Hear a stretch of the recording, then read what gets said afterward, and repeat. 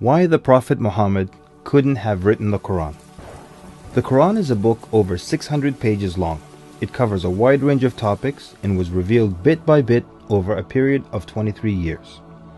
So if a man wrote the Quran, we already have a number of problems.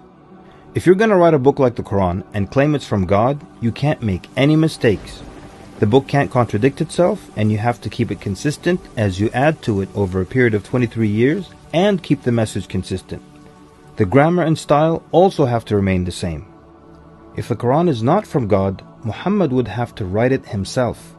That means in the middle of the Arabian desert, with no books around and being illiterate, he would have to know law, civil rights law, criminal law, family law, labor law, military law, personal injury law, real estate law, and tax law. He would have to know history. With little to no Christian presence in Mecca, he would have to know the stories and events in the lives of the prophets before him, the history of past nations, Judeo-Christian religious rulings, and he would have to know it well enough to somehow offer additional information and details not found in those books. He would have to know how to develop a nation, how to start a government, know about worship and purification, invent dietary laws, know psychology, about raising children, arbitration, distribution of wealth, finance, and business. In the area of science, he would have to know embryology, oceanography, about plate tectonics, cloud formation, UV rays, know about plants, mountains, bees, the human brain, the Big Bang, and the expansion of the universe. And in order to make the book complete, he would have to have knowledge of the future so he can write things that will happen in the years to come. He would have to be a time traveler in order to insert his name and mention in the Bible. If he's claiming that the book he wrote is from God, it must not have a single solution that doesn't work. He must also keep his emotions and personal life out of the book. The book should not reflect happy times nor sad times in his life. The writing should not become cheerful and optimistic, nor sad and gloomy as if a human wrote it. But when you read the Quran cover to cover, you can't sense when his wife died, when his daughters got married, when his grandchildren were born, when he was victorious, and when he was defeated.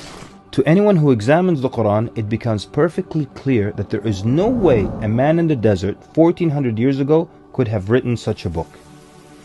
But what if it were a committee of brilliant minds, a secret society that is in charge of correcting, updating, and rewriting the Quran over the years?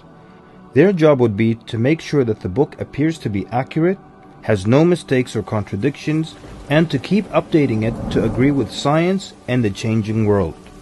If that were the case, then there would be other versions of the Quran. Due to edits and improvements, we would have new edited versions and old versions with mistakes.